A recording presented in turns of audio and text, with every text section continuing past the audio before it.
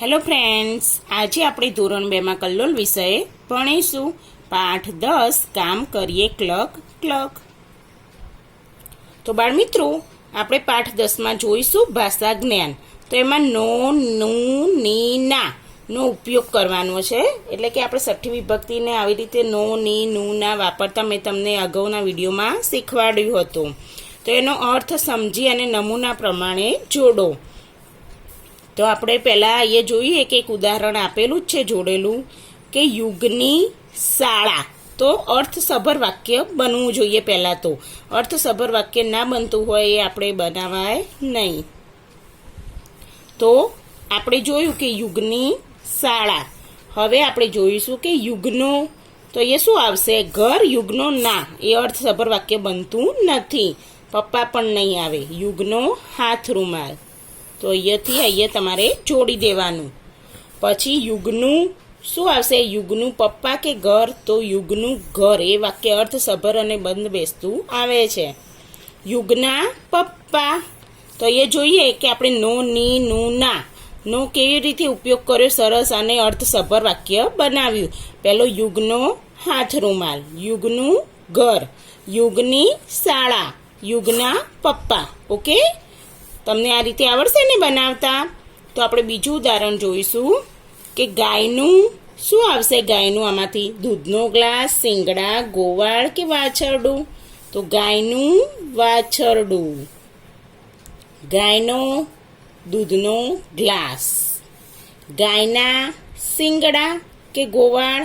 તો ગાયના ગોવાળ. અને ગાયનો શિંગડો. ગાયનો શિંગડો. તો અહીંયા આપણે નો, નીનું અર્થસભર વાક્ય બને એ રીતે જોડકા જોડ્યા, જે તમારે જોડવાના રહેશે. હવે આપણે આગળ જોઈશું બાળમિત્રો કે નો, નું, ની, ના અર્થ સમજી કૌંસમાંથી યોગ્ય શબ્દ લખો. તો આપણે અહીંયા યોગ્ય શબ્દ કૌંસમાં આપેલા જ છે બે, એમાંથી એક શબ્દ લખવાનો છે. મયુરનો બોલ કે બેટ? મયુરનો તો બોલ. મયુરનો બોલ. અવનીનું દુપટ્ટો કે પાકીટ? શું આવશે? દુપટ્ટો આવશે કે પાકીટ આવશે? તો દુપટ્ટો નહીં આવે, પાકીટ આવશે. બરાબર. તો અવનીનું પાકીટ. ગંગાબાની બળદ કે ગાય? તો ગાય. ગંગાબાની ગાય. મોહનભાઈના દીકરા કે ઘોડા? તો મોહનભાઈના દીકરા.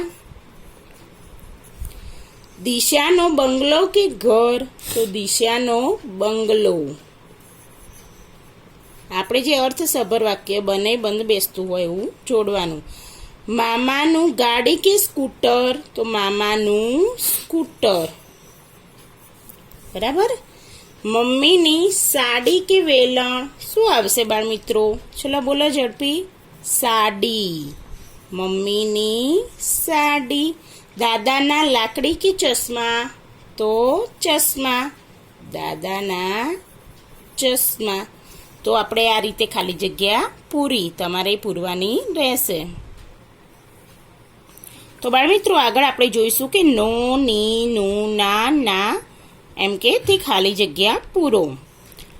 એક લીમડા ખાલી જગ્યા ઝાડ હતું. તો શું આવશે? એક લીમડાનું ઝાડ હતું.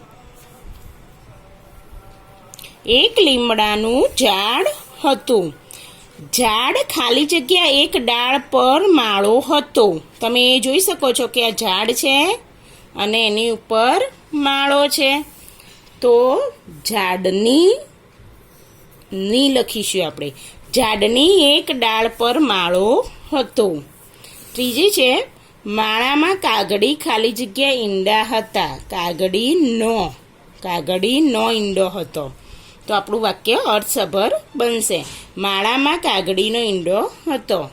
ઈંડો ખાલી જગ્યા રંગ સફેદ હતો. ઈંડોનો રંગ સફેદ હતો. માળામાં કાગડી ખાલી જગ્યા બે બચ્ચા હતા. માળામાં કાગડીનો 2 બચ્ચો હતો. એક બચ્ચા ખાલી જગ્યા પગ નાના હતા. એક બચ્ચાના પગ નાના હતા. બચ્ચાને ઉડવા ખાલી જગ્યા મન થયું. બચ્ચાને ઉડવાનું મન થયું. બચ્ચાએ કાગડી ખાલી જગ્યા રજા માગી. કાગડીની રજા માગી. કાગડી ખાલી જગ્યા જવાબ ના હતો. કાગડીનો જવાબ ના હતો. બચ્ચા ખાલી જગ્યા પાંખો ખીલી ન હતી. બચ્ચાની પાંખો ખીલી ન હતી. તો તમે જોઈ શકો છો બાજુમાં અહીંયા ચિત્ર આપેલું છે અને આ બચ્ચું છે એની પાંખો ખીલી નથી. અને આ માળો છે એમાં બે ઈંડા દેખાય છે તમને અને કાગડો અને કાગડી છે. તો હવે આપણે આગળ જોઈશું કે નો, ની, નું, નો, ના થી બનેલા વાક્યો વાંચો. ખરા હોય તેમાં સામે સાચું અને ખોટા હોય તેમાં સામે ખોટાની નિશાની કરી ખોટા વાક્ય સુધારો. બધા વાક્યો ફરીથી લખો. તો આપણે જોઈશું કે પહેલું છે આ રાહુલનો ઓરડો છે. તો સાચું વાક્ય છે. તો આપણે એને સુધારીને લખવાનું રહેતું નથી. આ રાહુલનો ઓરડો છે. ઓરડાનું બારી ખુલ્લી છે. તો ઓરડાનું બારી. તો અહીંયા તમે જોઈ શકો છો મિત્રો કે આ વાક્ય આપણને આમ બંધ બેસતું લાગતું હોય એવું નથી. એમ કે થોડું પેલું લાગે છે. એનો અર્થસભર એકદમ પરફેક્ટ આવતું નથી. તો એ આપણે ખોટું આપીશું. ઓરડાની બારી ખુલ્લી છે. શું આવશે સાચું વાક્ય? ઓરડાની બારી ખુલ્લી છે. બારીની બહાર લીમડો દેખાય છે. સાચું. બારીની બહાર એટલે અર્થસભર વાક્ય બની જાય છે. લીમડાનો ડાળિયો પર પંખી બેઠો છે. ખોટું. લીમડાનો ડાળિયો પર પંખી બેઠા છે. તો લીમડાનો એ અર્થસભર લાગતું નથી. તો એ લખીશું કે લીમડાની ડાળીઓ પર પંખી બેઠા છે. પંખીઓના અવાજો સંભળાય છે. સાચું. લીમડાની છાયા મીઠી હોય છે. સાચું. તો અહીંયા આપણે જોયું કે જે વાક્ય ખોટું હતું એને આપણે સુધારીને ફરી સાચું વાક્ય બનાવીને લખ્યું છે. અહીંયા હતું લીમડાના ડાળીઓ પર પંખી બેઠા છે. લીમડાની ડાળીઓ પર પંખી બેઠા છે. અને અહીંયા હતું ઓરડાનું બારી ખુલ્લું છે. તો ઓરડાની બારી ખુલ્લી છે. બરાબર. તો તમને આ વાક્ય મેં સમજાવ્યા. હવે આપણે આગળ જોઈશું. હવે આપણે જોઈશું મારો કામ. એટલે કે આપણા પોતાના કામ. મારા કામ એટલે મારા એકલીના નહીં, તમારા પણ. એટલે કે તમારે એવું વિચારવાનું કે મારા કામ. આપેલા ચિત્ર જુઓ, નમૂના મુજબ કહો અને લખો. તો એ ચિત્ર આપેલું છે, જોઈ શકો છો તમે. શું છે અહીંયા? એક છોકરો શું કરે છે? વોશ બેસિનમાં શું કરે છે? એના હાથ ધોવે છે. તો એ લખેલું છે કે હું હાથ ધોવું છું. તો અહીંયા બીજું ચિત્ર આપેલું છે. શું કરે છે? સાફ સફાઈ કરે છે. તો આપણે એ લખવાનું કે હું સફાઈ કરું છું. હું સફાઈ કરું છું. ત્રીજું છે કે એક છોકરી એનું બેગ ભરે છે સ્કૂલમાં જવાનું. બેગ ખુલ્લી છે અને એમાં પુસ્તક મૂકે છે. તો હું દફતર ભરું છું. મારી બેગ ભરું છું એમ દફતર.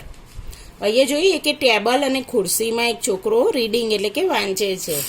તો હું વાંચવા બેઠી છું. છોકરો હોય તો એમ લખશે કે હું વાંચવા બેઠો છું. હું વાંચવા બેઠી છું. તમે આ બધા કામ કરો છો ને? અહીંયા જુઓ એક છોકરી શું કરે છે? દડો રમે છે. તો અહીંયા શું લખવાનું આપણે એની સામે? હું દડો રમું છું. આવડે ને તમને આવું લખતા? પછી જુઓ અહીંયા શું કરે છે? એક છોકરો ડાઇનિંગ ટેબલ ઉપર શું કરે છે? સરસ મજાની પ્લેટ લઈને જમવા બેઠો છે. તો હું જમવા બેઠો છું.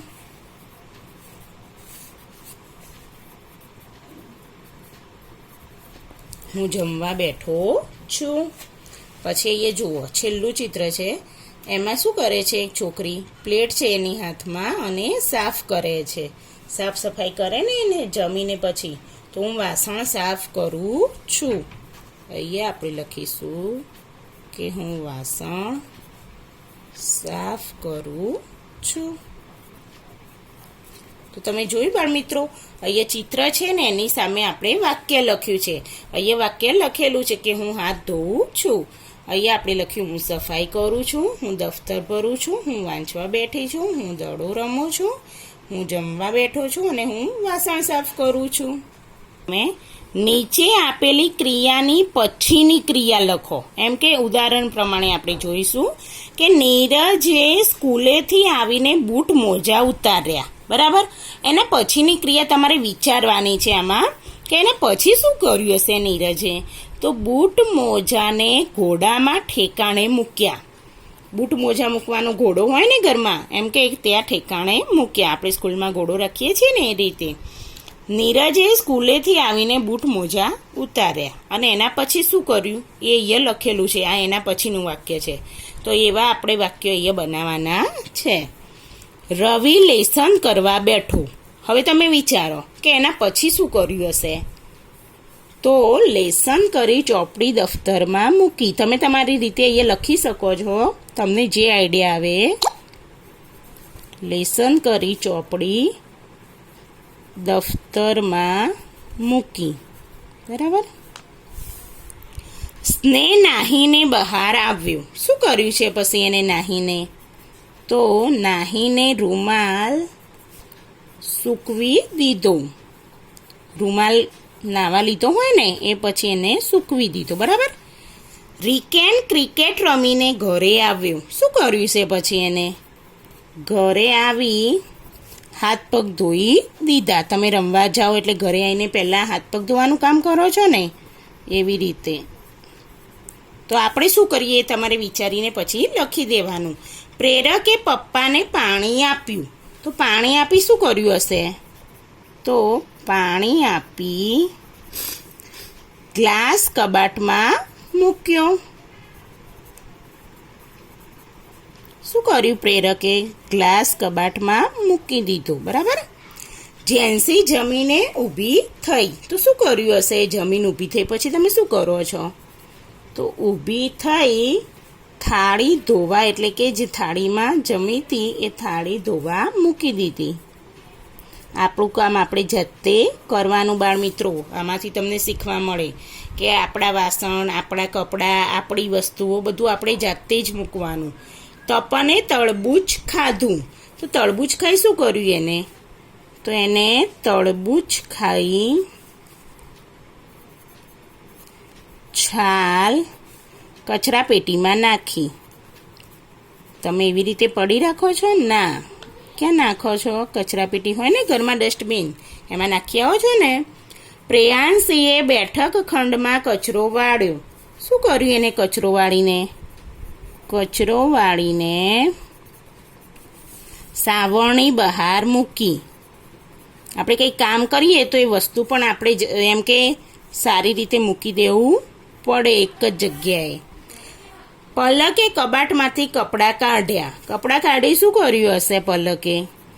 બોલજો તમે. કપડાં કાઢો તો શું કરો છો? કપડાં કાઢી કબાટ બંધ કર્યું. એમને એમ ખુલ્લું મૂકીને જતા રહો છો? ના. કબાટ વ્યવસ્થિત બંધ કરવું પડે. બધી વચ્ચેથી આમાંથી તમને શું શીખવા મળ્યું બાળમિત્રો?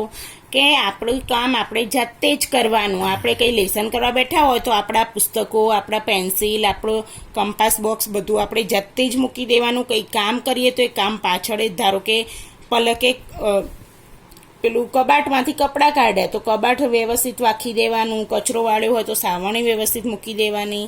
તો એ બધું આપણું કામ આપણે જાતે કરવાનું રહેશે. આપણે તરબૂચ ખાધું તો એના એમ કે છાલ કચરા પેટીમાં નાખી દેવાની. બરાબર. તો તમને આમાં સમજણ પડી હશે. આવજો બાળમિત્રો.